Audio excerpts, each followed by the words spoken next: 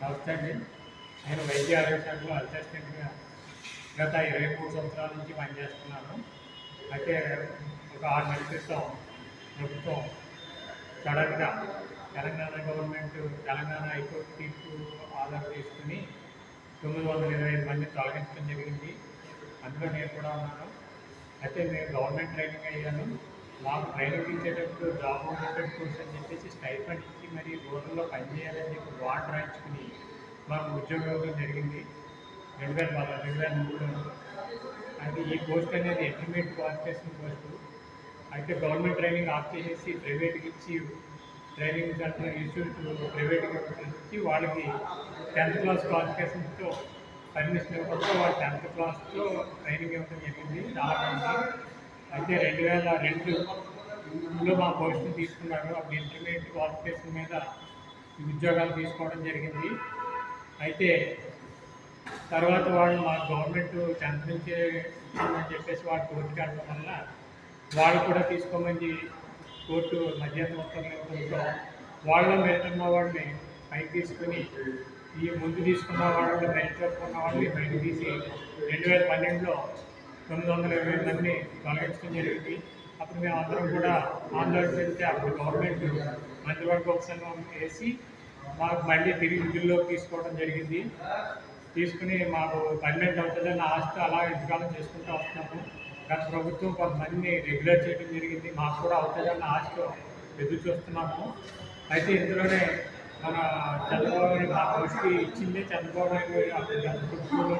ఇప్పుడు మళ్ళీ ఈయన వచ్చారు, మళ్ళీ మాకు రెగ్యులర్ చేస్తానన్న ఆశతో ఉంటుండగానే తెలంగాణ హైకోర్టు ఈ తీర్పు ఇచ్చి వాళ్ళని రీమెరిట్ అని చెప్పేసి తీసేయడం జరిగింది. ఆ ఉత్తర్వుల ప్రకారంగా మన ఆంధ్రప్రదేశ్ గవర్నమెంట్ 925 మందిని నిర్దాక్షిణ్యంగా అప్పుడు క్రాంతిగా తొలగించడం జరిగింది.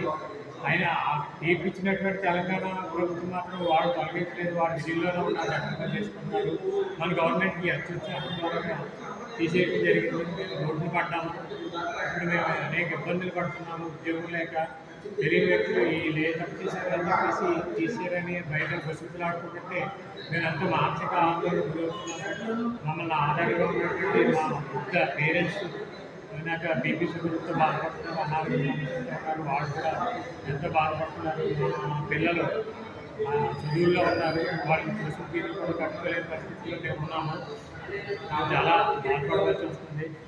రోజువారీ కూలీకి వెళ్తే కూడా పని చేస్తే అలవాటు లేని పనికి ఈ చేతులు బొగ్గు కాయలు వేస్తున్నాయి, చాలా బాధపడుతున్నాము.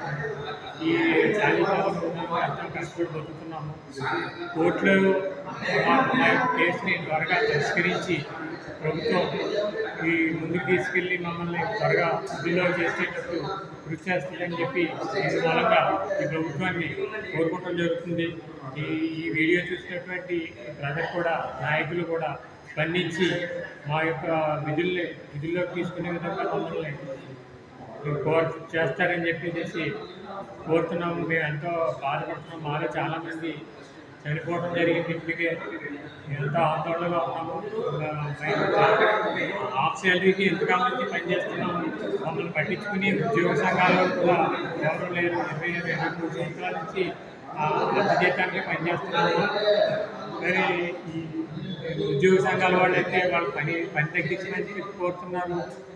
మళ్ళీ ఐఆర్ ఇమ్మంటారు. ఈ ఇంక్రిమెంట్లు, ప్రమోషన్లు వీటి గురించి ధర్నాలు అవి చేసి వాళ్ళ సమస్య చేసుకుంటున్నారు తప్ప ఇంత చాలీ జీతాలతో 2 ఏళ్ళ నుంచి పనిచేస్తున్నారు. వీళ్ళకి న్యాయం చేద్దామని ఏ ఉద్యోగ సంఘం కృషి చేయట్లేదు.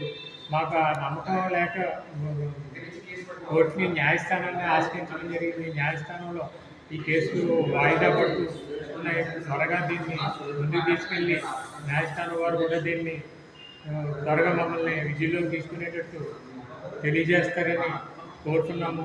ఇదే మా యొక్క విన్నపం.